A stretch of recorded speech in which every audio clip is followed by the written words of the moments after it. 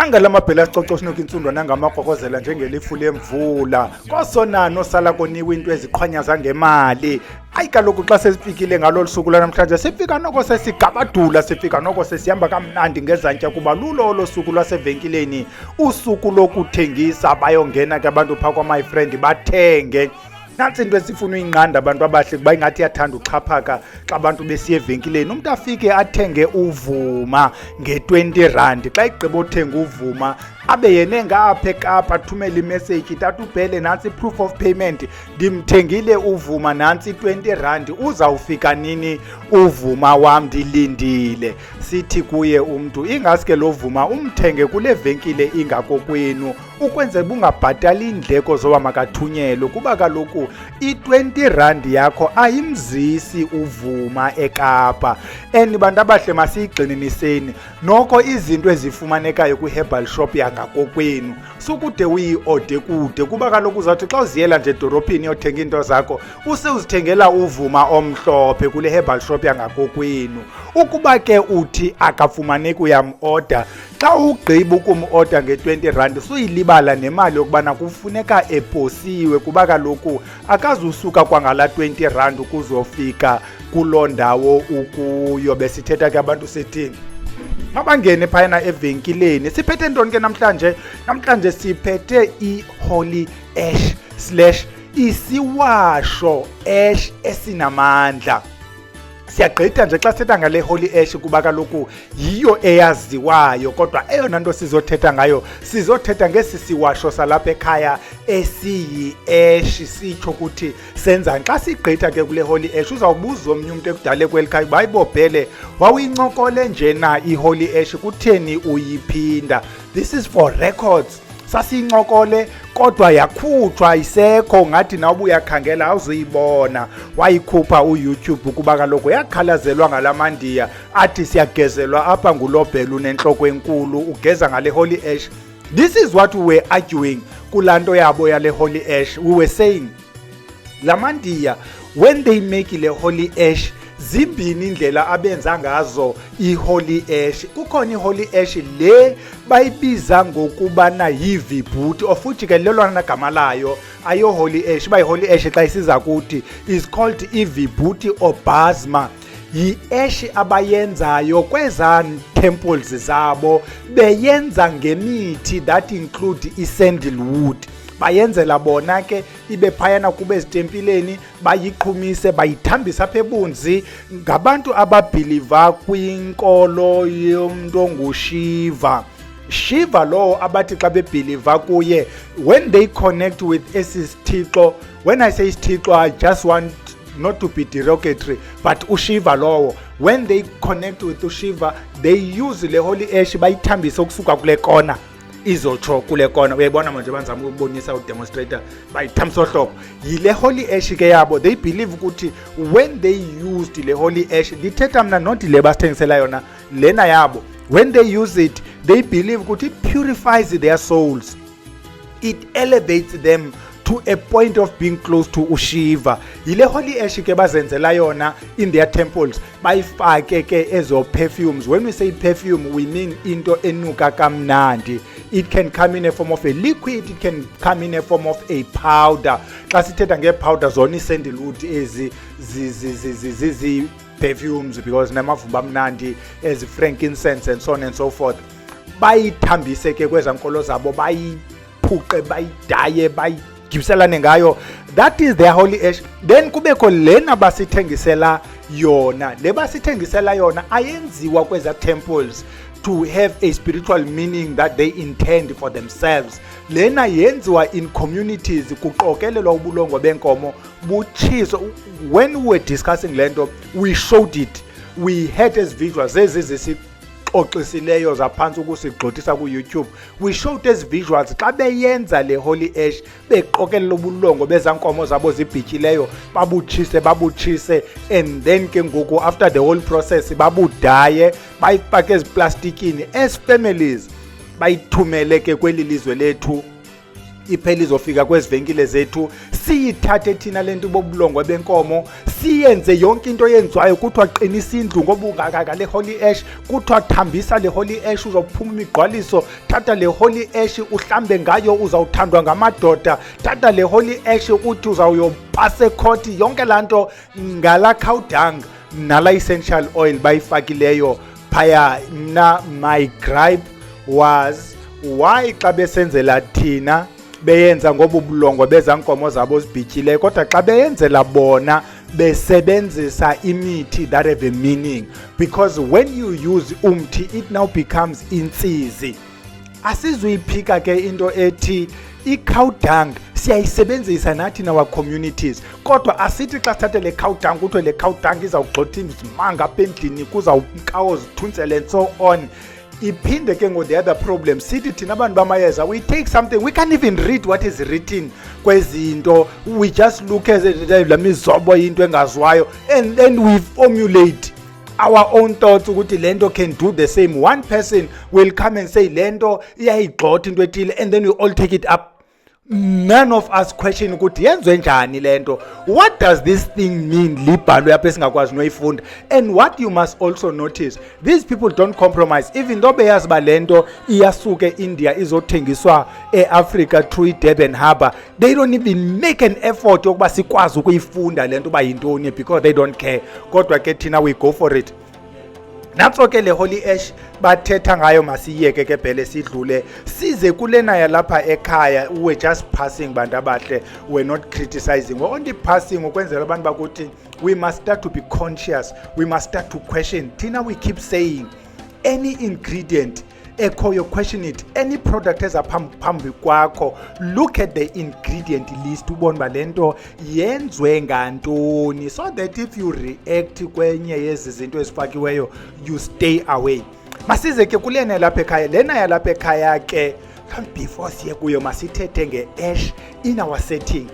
Abantu abamnyama, black people in Africa, have used the ash for many years. We discussed ke ngosasincokola holy ash ukuthi if thina siyayisebenzisa holy ash, ubhele ongumayezini othile uthi xa esuka kuloo ndawo ebeye kuyo aqondayo ukuthi nje ba esiza uza nemimoya angafuni bayidibane namayeza akhe, umzekelo ubhele ebeyokwabelana ngesondo kwindawo ethile, xa ebuyayo will take i-ash ukuba kanaso isiqunga uzawuzihlamba ubhele ukuphungula la mathunzi anoba uhambenga uwalandile kulo kona. Sithi the same ash yilena othi xa ubungumtshana usuka phiphipi ufike ekhaya umalume uza kuhlamba ngale ash, because le ash kaloku iluthuthulo lapha ekhaya siyayisebenzisa le ash na for ezinye izinto ezininzi. All I was saying, le ash inayo i-role, we've used it, we still use it. Yilonto you are encouraged ukuthi apho uhlala khona yiba nayo indawo obasa kuyo, not inkuni ezizitreatiweyo. Fumana inkuni noba umane usehlathini umane ubasa, makube kuthuthu olukhoyo siyalusebenzisa for many things. Sixokoxa ngalo luthuthu uthi naxa utye into ongayiqondiyo ebupoison. That's why funeka ingabi lento i-treated, uthatha oluthuthu uyalusela uphalaze, because i-ash le, whether you use it as ash okanye as activated charcoal, it will bind the poison. Londo when you go to a clinic xa utye lo poison baza kuseza activated charcoal. Yi-charcoal ke thatha, yi-ash le is close to charcoal even though it's not activated, yisele uphalaze ngayo so that ukhuphe lonto ingaphakathi. Ithini ke lena yalapha emabheleni, lena yalapha ekhaya yenziwe ngemithi efumaneka kule area sihlala kuyo, imithi enjengomaphipha, into enjengelabatheka, into ezifumanekayo nesikwazi ufumana sibe ninzi omantolwane, izinto ezinjengochitha ibhunga. Siyawaqokelela la mayeza, whether la mayeza swafumene amaninzi asabina space okanye la mayeza sithe ngenxa yemvula swafumana sibangathana ukungunda, yonke laa nto siyawathatha la mayeza intsinda omthathi. La mayeza sikwazile wafumana ehlathini, siyawapheka la mayeza. When I say siyawapheka, I mean siyawatshisa la mayeza. Any person okay weza apha ekhaya usenoyibona le ndawo esipheka kuyo, can see amanye amayeza asekhona iintolwane, boma intolwane ke le, njalo njalo. Ngubhoqo ke lo, siyawatshisa siwenze lentsizi, and then we process lentsizi sifake nezinye izinto that fall kwicategory eziwasho. Fake lento uzawuthi xa uyifumana, if you are able to pick up amavumba, you can pick up oma cinnamon bakhona apha, you can pick up oma camphor bakhona apha, and many many others esiwafakileyo kuyo le ash. Le ash ke xa siyenza for a number of reasons. Siyenzela a different group okanye categories zabantu ngenxa yezo problems abantu abaye badibane nazo.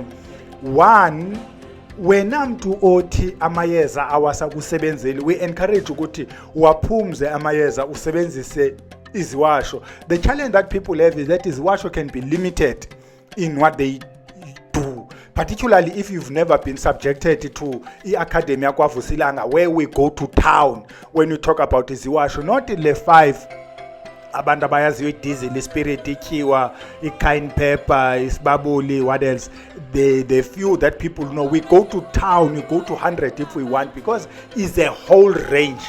Say define again into esisiwasho, where you can see ukuthi it can go to 1,000 indidi zeziwasho if you know what you're looking for. So wena mntu uthi isiwasho asakusebenzeli, iyeza either kuzawuthi wasebenzisa amanzi repeatedly, sebenzisa amanzi endawo ezi-different, uphungula amayeza, okanye bathi kuwe phumla apha emayezeni usebenzise iziwasho if you know them ngokwe-uses zazo iziwasho. So lena i-ash siyenzele over and above into sizawudiscussa. Wena mntu othi iyeza lisakusebenzeli, take a break, noba is 3 to 6 months, usebenzise esisiwasho, because sometimes le nto uthakathwe ngayo once idibane namayeza it get activated, iphinde ivuke ime ngenyawo iqale eqaleni, uthi hayi amayeza awandisebenzeli, into zam ziba wese xa ndivele emayezeni. Yes, kaloku kula mayeza uwanikiweyo okukunyanga kukho ezizidikili, kukho abo mabopha, ngabo aba-activate ezazidikili nabo mabopha, uphinde ubophane uphothane ube yiloo nto engayiphambili. Yiloo nto ke kuthiwe you need isitshixo esingesiso esiya, mhlawumbi wena you need igrinder uqhawulela qhaga. Masingeneni kuyo ke phele ukuthi yenza ntoni le asia lapha emabheleni. Okokuqala sithi masibale selese sibalile ba wena mntu usiphumze emayezeni uyakwazi uyisebenzisa. Sithi ke xa uyisebenzisa you use it as both step 1 and step 2. Ithakwe yaba ngo step 1 and step 2, uyayisebenzisa for both. Number 2 sithi uyaqhumisa ngayo lento xa usithi nazi izinto ziyakubhida phakathi kwekhaya. Someone will be confused ukuthi uqhumisa njani nge-ash because ayizoqhuma. Take le ash uyidibanise nekofu. When we say ikofu, we mean ezikofu zinjengomona or FG, ezakofu zinjalo, not ezi kuthiwa go percolated, athi namagama okhumsha, but isebenzisa ezakofu zihluzwayo. Lihluzwayo thatha yona, you mix with the ash, and then you will see it might have a spark, because some of izinto ezifakwe ngaphakathi may produce a spark or some yellow flame.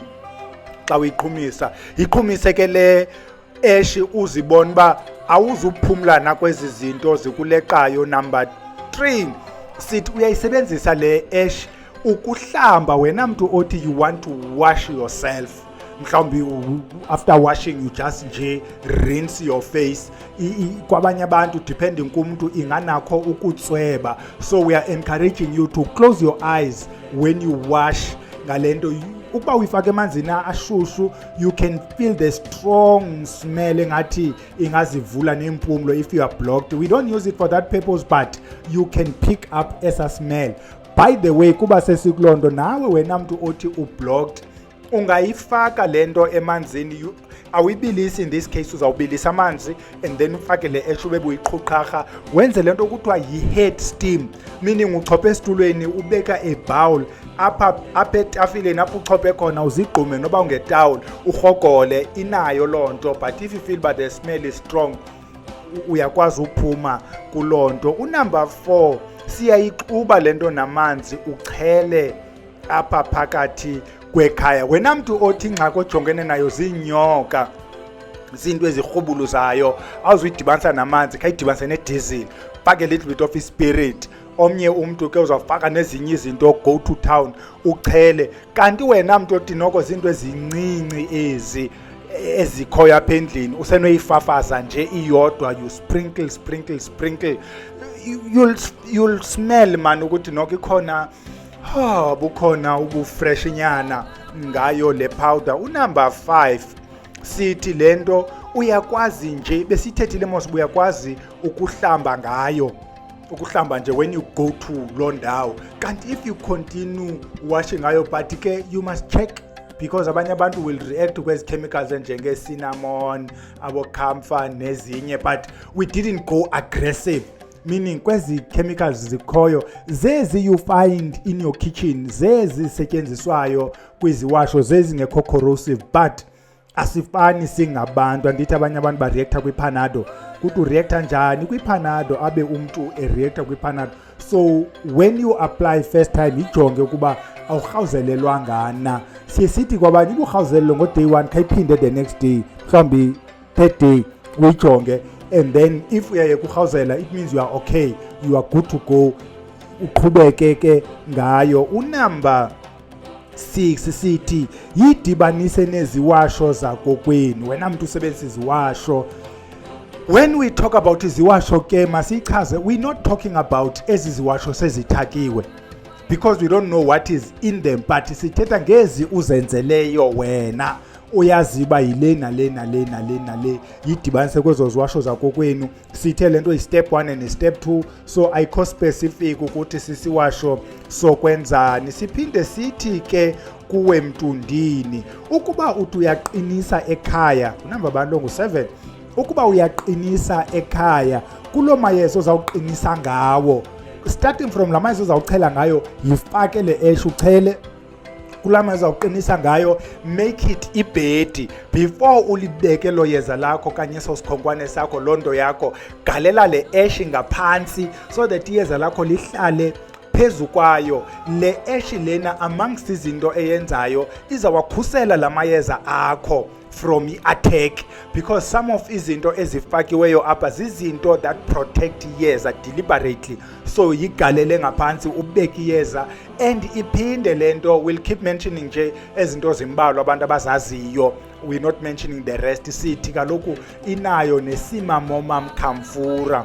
What it does, it assist lento ese-vehicle iyise apho uyithumele khona. Njengoba uzifakile nje isikhonkwane zakho kwenu wathi mazenze ABCD, iyazincedisa ukuba zikhawuleze zifike kulo kona uzithumele kuyo. Sikunamba bani? Unumber 8 sithi wena mntu othi nasi sichitho ndisibona ngamehlo, ndibona impethu, ndibona iznails, ndibona amaphela, mna ndibona izinto.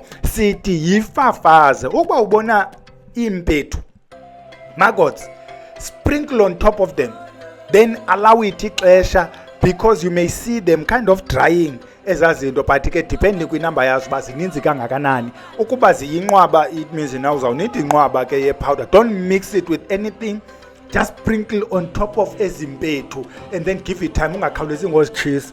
If you see ukuthi either they are drying okanye azide zife okanye ngathi kukhona ukurhirhiza ziyagoloza, zikhe dibanisa idizi nespirit, lighter zitshe. Xa ubuyayo kulaa ndawo ubulento ubuzibeke kuyo, you can get i-Coca-Cola udibanise nale powder yale ash, wipe laa ndawo bezikuyo. Coca-Cola for a specific reason uyidibanise nayo le powder, you wipe kulaa ndawo bezikuyo, and then usasaze ke le powder around le ndawo bezikuyo, beziphantsi kwebhedi, around ibhedi. Siyaqhuba sithi wena mntu othi nangamaphela, la maphela noko awangawo la edum, lana amaphela nentloko ingathi zezabantu, ayiqondakala into yala maphela. Sasaza kule ndawo uwabone ekuyo. Sithethile ke wena une-slugs and snails, uba ungavuka nazi slugs and snails. Now you'll do the same thing, uthatha ipowder yakho uyisasaze, and then after a while, noma emva kwe-hour, you use i-Coca-Cola to clean la ndawo ubona la mzila. But we keep saying ebantwini zikhona slugs and snails, zikhona ezizinukukutsha. If this is a normal one, because of le ndawo kuyo ine slugs and snails, ayuzuyithini kuba yendalo, izawuqhubeka umane iba khona. But if nje you want to be at a safe side, you want to be cautious, ungamane uqina ke, ungagcini ba mhlawumbi normal kanti ayiseyo normal. Sitheke kumaphela, fafaza kule ndawo amaphela akuyo lento yakho, umane after 2 to 3 days umane uchayela. Nawe wena mntu une-stains ongaziqondiyo, sikhona isihlobo apha back in time sisaqhuba kwezi zinto zalamayeza, ebethi xa ivuka ekhaya ngosasibhizi ngomagqudu sisilwa, xa ivuka yabone nee-stains apha emadongeni, bantu hayi bekutshizwa apha, bekusiliwa apha nje bandileleyo. So you apply le powder nala Coca-Cola ukline esa stain, uthukise kungaklini nje, because inikwa amandla lento nguwe. Whatever siyenzayo ke siyathetha, ifuthe cwaka wena ngoku sowuxhomekeke kule ithethwe ngubhele ethi lento mayiphume yosebenza kule mizi as instructed. Now if you don't instruct it, ayizuyazi ba makwenzweni. Sikunamba bani ngoku number 9, sithi faka esihlangwini wena mntu uya kwindawo ongayiqondiyo. You see, sizawuya emigidini ngokusokolusonyana bethu. Sometimes uyaphaa kwamagubevu ena umqondi kakuhle umyeni kamagubevu nalamfene yakhe, ucimba inoba baza kubekela umeqo ukuthi xa udlulayo udumba inyawo. So yifake apha ezihlangwini ngaphantsi, so that xa uyonyathela pha ukutafaze nje kamnandi ugqithe ibekelo labo lo meqo bakubekele wona. Unumber 10, wena mntu othi ingathi imali iyandiphelela apha esibhajini enandiyazi bithathwa yintoni. But we'll start by saying just check with osiyazi, kuba nabantu abadala bayayithatha imali xa uvimba, kuba kudala bethetha nawe and wena konto uyenze bazithathela imali. Ukuba is not that bubuthakathi, thatha a piece of this ash uyifake apha kule ndawo ihlala imali yakho, your wallet or something, ukwenzela ukuba le mimoya imdaka ingakwazi ukufika ikuthathele imali. Number 11, sithi ke wena mntu uthi ndiphupha rongo, amaphupha am arongo, bafuna undithatha, mhlawumbi bafuna ukuthatha but uthi amaphupha awakho mahle, okanye ufuna ulala kamnandi akulaleki, sithi yifafaze le ash naphantsi kwemiqamelo. Ungayifaka apha phakathi komqamelo, because you'll also have that nice nto when you sleep, you'll get the puff of nice smell. As long as ingakusuffocate, ungayifaka phakathi komqamelo, phansi kwematras, chize naphansi kwebhedi, apha ekungeneni emnyango, you cross it apha emnyango under the window pane. Uba i-window pane yakho yile unokwazi ugalela apha kuyo, galela apha kuyo, siyavala xa senjenje. Unumber 12, sithi zenzele isiphondo. Take le ash, gala inesiphondo bottle kanye isigqabo bottle, galela a little bit of diesel, a little bit of spirit, a little bit of whatever of your choice, particularly ke kwinto zohlanganisa xa sithi diesel sithi spirit.